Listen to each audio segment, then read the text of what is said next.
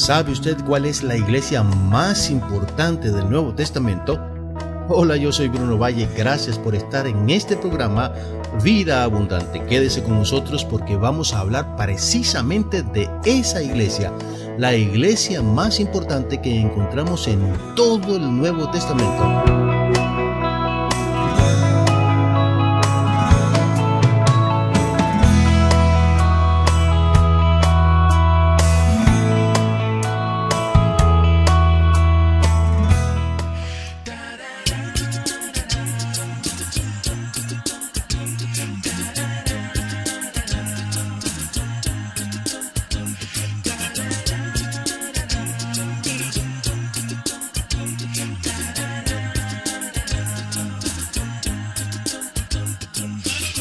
Cuando te vengan las pruebas y te encuentras en un valle atrapado sin salida, y escucha bien lo que digo, pon tu fe solo en Cristo, no en tu corazón, solo en Él, solo en Cristo tenemos fuerza.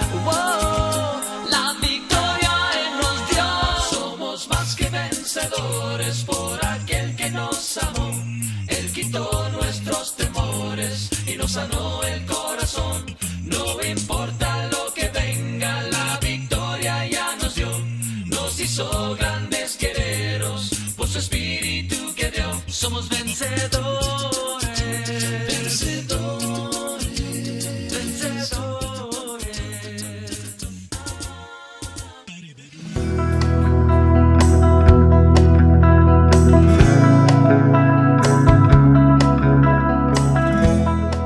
Cerca del año 54 de la era cristiana, Pablo llegó a una ciudad de Asia Menor, Éfeso, de unos 250,000 habitantes para ese tiempo. Pablo se estableció allí por un tiempo importante, dice Hechos capítulo 20, versículo 31. Al llegar a Éfeso, lo primero que encontró fue un grupo de discípulos, una pequeña secta de la doctrina de Juan el Bautista. Lo más probable es que una de las enseñanzas de este pequeño grupo era esperar la venida del Mesías que el propio Juan había proclamado. Así que cuando Pablo llegó les completó el mensaje del Evangelio y fueron bautizados, dice la Biblia. Pablo predicó más de 3 años en aquella ciudad, según Hechos capítulo 19, versículos 9 y 10. Jesús se volvió famoso por boca de Pablo en toda aquella región. Es impresionante lo que ocurrió allí. Los enfermos eran sanados poderosamente por la unción de Pablo. Y hasta hubo oportunistas que querían aprovechar esa circunstancia de sanidades para lucrar con el nombre de Jesús, según lo dice Hechos 19:13.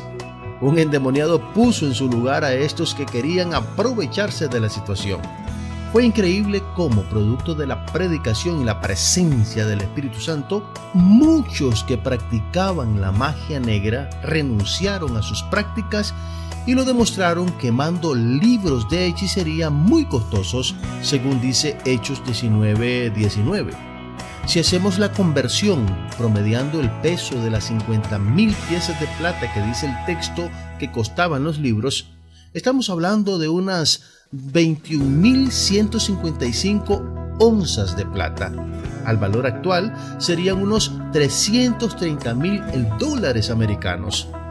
El Evangelio, querido amigo, tuvo tanto poder que causó arrepentimiento visible en aquel pueblo, y esa quema de libros lo demuestra.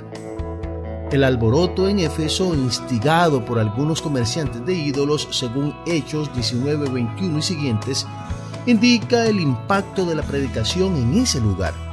Pablo se marcha y quedan algunos de sus asistentes para dar continuidad a la obra que él había establecido en esa ciudad tan importante. Posteriormente llega a Mileto y convoca a líderes de la iglesia de Éfeso para despedirse de ellos.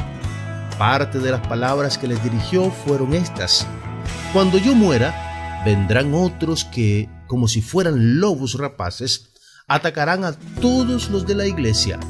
También algunos que ahora son seguidores de Jesús comenzarán a enseñar mentiras para que todos en la iglesia los sigan y los obedezcan, según dice Hechos capítulo 20, versículos 29 y 30. Amigo, estamos usando la traducción en lenguaje actual para esta lectura. Estas palabras son impresionantes porque se volvieron realidad al 100%. Según el Nuevo Testamento, el apóstol de los gentiles les escribió una carta, la epístola a los Efesios. También envió un colaborador suyo muy importante, Timoteo, para asegurarse de corregir algunas cosas que estaban aconteciendo en esas iglesias efesias.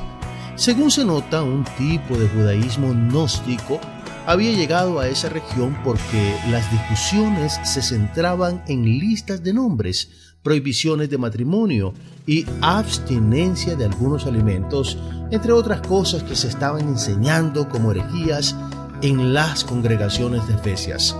Primera a Timoteo capítulo 1 versículo 4 y también segunda a Timoteo capítulo 4 versículos 1 al 3 demuestran que estas cosas eran las que se estaban enseñando.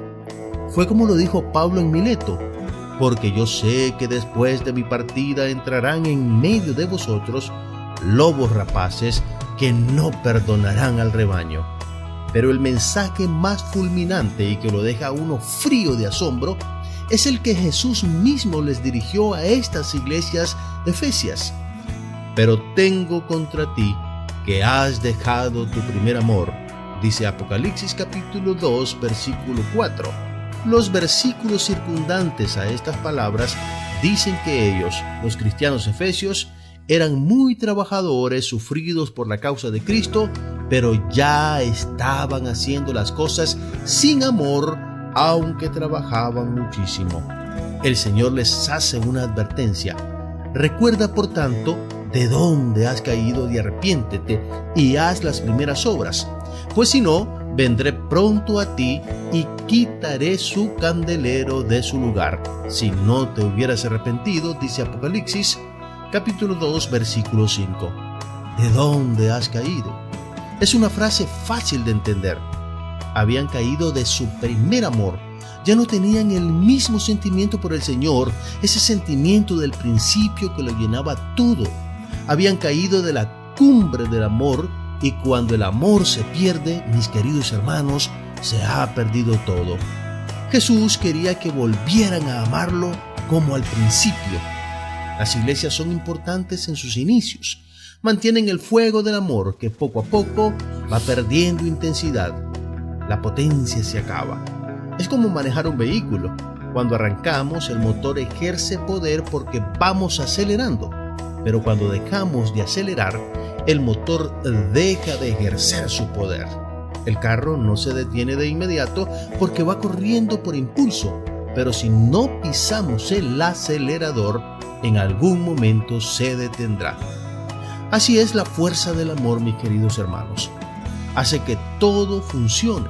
Cuando se deja de amar, las cosas no se paralizan de inmediato, pero en algún momento todo dejará de funcionar. Es increíble cómo esta iglesia tan importante del Nuevo Testamento perdió la fuerza del amor.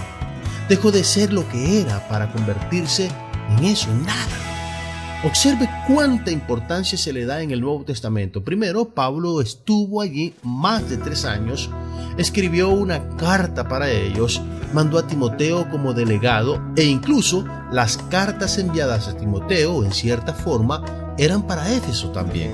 Y por último, el mismo Señor Jesús les manda una misiva, según lo dice Apocalipsis capítulo 2, versículo 1 al 7, de lo cual hemos leído un par de versículos ya.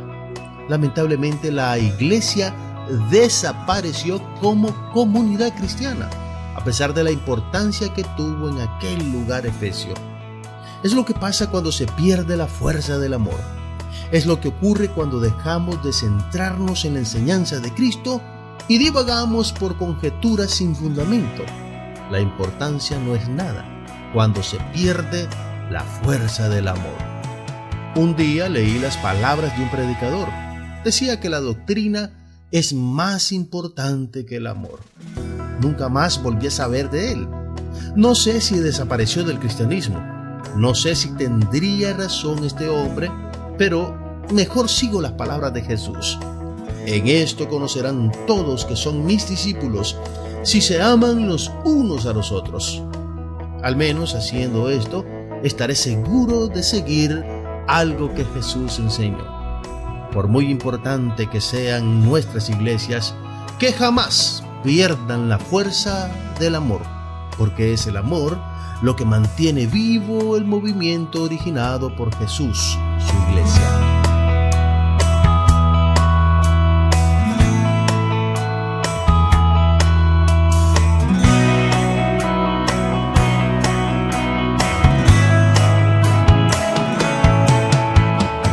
Así es, mis queridos amigos, realmente el amor es el fundamento de cualquier movimiento cristiano en el mundo.